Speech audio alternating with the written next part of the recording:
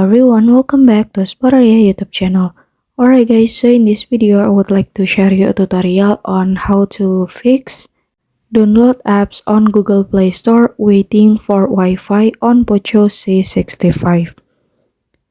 Alright, if you guys want to install any apps on the Google Play Store and cannot because there is writing waiting for a Wi-Fi, well, then you don't need to be confused or worried guys, because you can overcome it easily.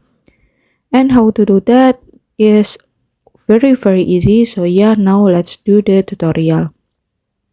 Okay, the first thing first that you have to do is, of course, now you can go to Google Play Store on your phone, and then now you can go to Profile and go to Settings menu, and then now you can go to Network Preference.